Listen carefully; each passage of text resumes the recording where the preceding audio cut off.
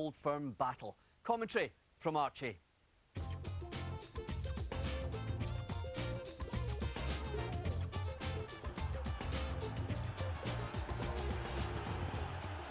Celtic's Chris Sutton has failed to make it.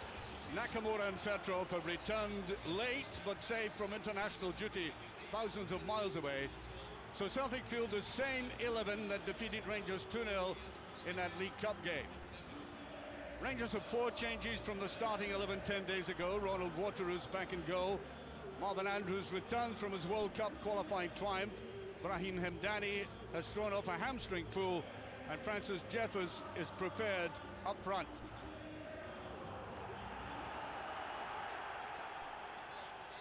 It's an astonishing atmosphere at kickoff. It normally is, of course. With you can feel the animosity coming from either side, wrapped around this huge stadium. And the Rangers, of course, well, it's not just a case of trying to improve themselves in the league, but it's embroiled with the future of their manager. And that might be an incentive for the players out there after the disappointing performance against Celtic 10 days ago. Kyriakos. Ferguson a little bit slow with that. Kamara. Here's Jeffers with a chance. Tries to get a shot in. So near his first goal. He picked that up very well indeed. There was a mistake by Kamara, and Jeffers had to go to the outside. Couldn't get his shot in immediately, but he was in the right position. Now Telfer. Looking for somebody to run at him. Telfer coming forward, little slip. Unforced error there, Hamdani. Gonna try and take advantage of it. Away goes Hutton. Well, Ferguson didn't come for that. Here's Nakamura. Little ball into Maloney, he's going to let fly. Ball in there! Hodgson!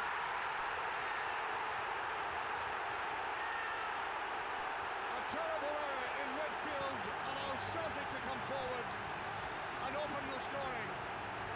And no wonder Barry Ferguson's annoyed. He should be annoyed about himself, in fact. Hutton giving that ball away loosely, and Celtic punished them for that. Look at this. That's the error, exploited beautifully by Nakamura. No cover there as Hodgson puts it in. Beautifully swept in for his 11th goal of the season. Celtic in front. Now Hutton gets it from Ferguson. There's a run to Purcell. 2 players with him now. Now Ferguson has got to launch it across. And it's just passed. Namucci again. Wonderful chance there to get an equaliser. Watch this coming in. There's one of these chances you say, really? It could have gone to either side of the goalkeeper. He was too deliberate and precise about it. Namucci. Wants to go in one of his runs. He's blocked in though. Here's Hamdani. Kyriakos. Down the middle it goes. Purcell tries to get in there. Here's Barry Ferguson coming in. Brilliantly saved by Boric. Wonderful move there by Rangers all the same. Very fluid. Picked off by Ferguson down the side. Purcell should keep it in, and he does. Just. Looking for a little bit of support. He gets it there from Ferguson. Now Hamdani. Better play by Rangers again. Here is Jeffers. That's a decent ball. Purcell is there. Over it goes, and just in there's an appeal for a hands. I think it did, but it was accidental. And he remains stoic, impassive, and didn't complain about this. Up it goes, yeah, totally accidental. Celtic with possession, but without penetration at the moment.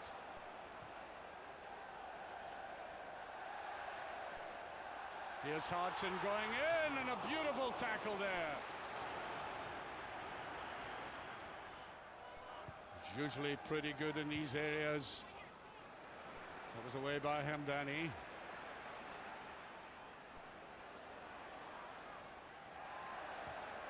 And again, and it's there, Baldy. 2-0 Celtic. And I don't think there's any way back for Rangers after that. Ball played out there, he took his time about it, chose the right moment to deliver it. And that should have been better defended. Now, who was left in there to defend against them? Nabucci, I think. And that should be a lead that is unassailable the way the game is going.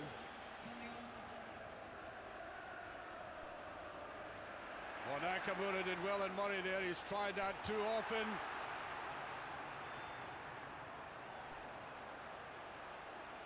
Picked up by Petrov.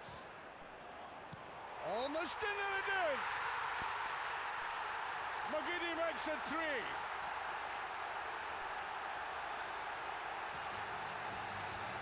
Goalkeeper, I think, should have got it, but they make it 3. Here's the play. Good ball played in there. I thought it might have been offside by the player in front, but it was McGeady who got in there. Touched it away again. You could say defensive lapses. Just slipping under his grasp.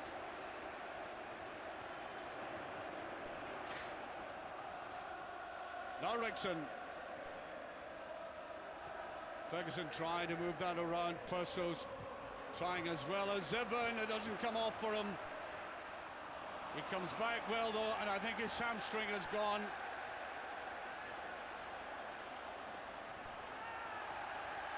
Yeah, Purso seems out of it here.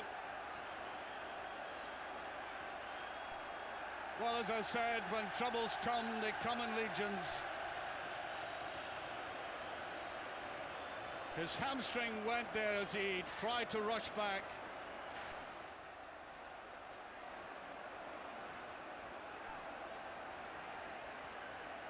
And it's Thompson who will have to come on for Rangers.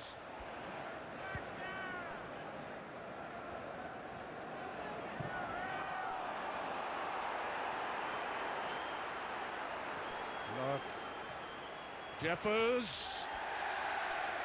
Well, that's a shot at goal. We haven't seen that yet from him. He did well to get into that position.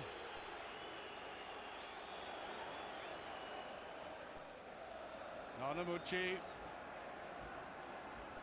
Rickson.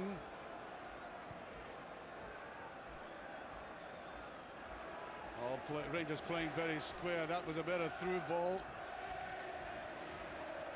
Yeah, free kick to Rangers. Thompson's annoyed about it.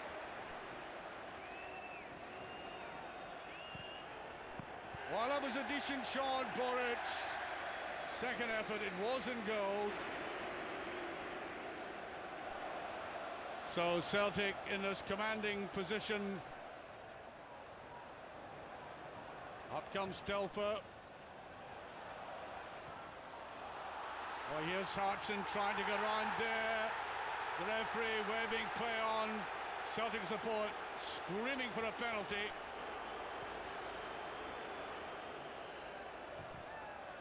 Here's Jeffers. The final whistle goes. Celtic triumph again by 3-0. Well, the thoughts of Andy Walker and Jerry McNee here with Archie in just a moment, but after the game, I spoke to both managers. Second half was better because it's easy for us to sit back and see what's happening on the pitch, but it's very hard for the players, and we're trying to get that information onto them. It's very hard to get to everybody. So it didn't go totally to plan because Rangers played a wee bit different for how I thought they were going to play, and they worked incredibly hard for until I think the second goal went in, and it was a problem for them then. At half time, complimented the players and how they played. We spoke about the slip up, and we spoke about the chances missed. Second half we come out 5 minutes into it, and to lose another goal the way we did, It's very cheap. If teams are allowed to get crosses like that in the box against us, then we're going to have problems. You put 15 points between yourself and Rangers, but more importantly, I suppose you put 3 points between yourself and Hearts. Yeah, that was the thing that we were looking at today, because if we'd done the 3 points between us and Hearts, then the 15 would follow. So that's what we were after, and it's nice for us to play on a Saturday, no play catch-up. So we just have to sit back and be quite satisfied in how we played. Well, I'd say that Celtic, obviously with that gap on Rangers, it's going to make it very difficult for us. But we've got to keep fighting and believing that we can go on a run and get back in. It's not easy losing Dado pre-show now, but we do have hopefully Nacho, Novo and Thomas Buffel to come back. Archie, Gordon Strachan didn't feel Celtic played particularly well, but what does that say about Rangers? Well, let's put it this way, Jim. They banned public executions back in the Middle Ages, but the legislators there didn't appreciate in the 21st century you would see a football equivalent of it. Because you saw Alec there, just a husk of a man at the moment. And he goes into a press conference. He's been given a quite almost obscene task to save the club, save the season in the space of 3 games to the end of the month, when everybody knows, anybody who knows anything about football knows it's already over. And Rangers' problems are long-term problems, which they brought upon themselves. Everybody at the club, not the poor manager who's now taking the brunt of it. Can you imagine? He goes to Porto, he's going to be asked the same. I look forward to the game. Andy and I are going to the game. Don't look forward to the press conference. He's going to be saying, are you going to be there on Saturday? And he said the other day at Parkhead, well, that's the plan. It's a horrible position, and I felt very sorry for him on Saturday after the game. And Rangers, poor. Jerry, what about Celtic? Well, I spoke to quite a few Celtic supporters over the weekend, and they've been honest enough to say they didn't think Celtic played all that well. Defensively, I thought they were there for the taking, but Rangers are so poor at the moment. There's just no denying that. And I would say that the chairman's got to look at himself, the Rangers chairman. When you're talking about Plan B, when there's a manager still in place, when things are leaked out from wherever it came from concerning Ali McCoist going in, and then that didn't materialise, it makes Alec McLeish look bad again. Alec has to stand up though and take it in the chin over some of the players he's brought in. He gambled to a certain extent, he tried to bring in players that could play in Europe, but you've got to know the character of your players as well. And not enough of these guys have stood up to be counted. Andy, Celtic now 5-1 on to win the title. Hearts 6-1, Rangers 28-1. When was the last time we had a price like that about Rangers? Yeah, it is quite astonishing, but I think it's a fair measure of how things are going at the moment. I think it's quite hard to judge just how good this Celtic side are. There's no European competition, of course, so all they've got is the league games, and they're handling it well. They got off to a great start, aided, of course, by the ball being given away cheaply by Alan Hutton, but even on the left-hand side, Dean Murray almost on the halfway line, and Nakamura's pass was the perfect one. I thought he would have given it to Petrov, and then Maloney's feed into Hartson, and that was the start of it all. And even after giving the ball away, Hutton didn't get back, Andy? No, he didn't. Ian Murray was out of position as well, and it made it so much more easier for John Hartson. And then here's another thing that Rangers don't have: someone who can go past a player, a dip of the shoulder, whipping a cross in, and you've got a bit of strength there, and it's 2-0. That's a point, Archie. They don't have a Nakamura, they don't have a Petrov, Rangers. And they don't know how to defend cross balls. Every goal was scored from a cross ball. That goal was bad. Poor Mamucci was left to cover. And here, an experienced player like Rickson, who was responsible, by the way, for the vital goal in Art Media, the equaliser there. So there's a very experienced, a young player, Namucci, being asked to cover Bobo Baldi, or at least he was beside him. And there's a very experienced player in Rickson, not knowing simple things of how to go out and challenge an attacker. Jerry, the one Rangers player who hasn't been criticised, Dado pre-show, and now they're going to miss him for 3 or 4 weeks. Yeah, they've had to depend on him far too much, but he's not an out-and-out goal scorer. He is one guy who can look in the mirror, but you need someone to be in the end of the hard work he does. He's out in the flank so often, he can't be there and he can't be in the penalty area at the same time. And yes, they will miss him, but as I said, too many of these guys, they just don't know how to handle pressure. They can't handle pressure, they can't handle a big occasion, and I really do fear for Rangers. Andy, you're going, as Archie said. Yep. Do you fear for them in Porto? I don't think they'll win. I don't think there's any leaders in that team, and I think everyone is looking around the dressing room to everyone else for a spark, for a lift. and no one taking any responsibility at all. So never mind the fact that it's a Champions League tie against Porto. You wouldn't back Rangers against most sides in the SPL at the moment. Let's hear from Julian. Thanks, Jim. Kevin, a good result from a Celtic point of view at the weekend, but the back and some of the front pages taken up by Will Keane coming to Parkhead. How do you feel about it? Do you think he should come, or would it be detrimental to a team that's working well? Well, I think Roy Keane would be a great addition to any squad in Britain, never mind Scotland. There's a few unanswered questions, I think, around his pay and around who would come out of the squad, because Lennon and Petrov are both playing great just now, so who would step aside for Roy Keane? Well, more likely he would go into the Lennon role, wouldn't he? And then would Petrov take the armband, and there's unrest about Petrov, is he the man for the armband? And like you say, how would they pay him? Would they pay him 30 grand per game? Would they pay him 25 grand a week? All these things have to be resolved. Yeah, I think Roy Keane would want to come to Celtic and be one of the main men at Celtic. I don't see Lennon stepping aside that easily, so I would have to work his way into the team. On the pay side, I think that if a pay-per-play would probably be a good deal for Roy Keane, because he's not played a lot of games for Man United. He'd probably get paid as he plays, so... Well, we'll wait with bated breath and see what happens. Indeed. Jerry, Paddy Power tell me tonight they've had a weight of money for Roy Keane going to Celtic, but I wonder if that's because he doesn't seem to be going anywhere else. Well, Juventus are apparently in with a real bid for him, so this will test the great Celtic man here if he truly wants to go to Celtic Park. But you know, if you thought the training facilities in Saipan were questionable, if they take him out to Barrowfield, they might blow a fuse. But you know, I said on Scotland Today the other night, he seems to be in a permanent rage. You know, walked out in his country, caused mayhem at his club, turned on the supporters at one point, and committed, I think, an act of treachery against his teammates. And you just wonder, a guy like that coming into what seems to be a happy, settled dressing room. We know his qualities. He could maybe play sweeper, he could play at the back, he could play in midfield. But you've got to weigh everything up, and of course the financial thing's a huge consideration. Archie, do you think Roy Keane will be pulling on hoops? Well, you can't sign him because he's a Celtic supporter from the cradle. I mean, what's it all about?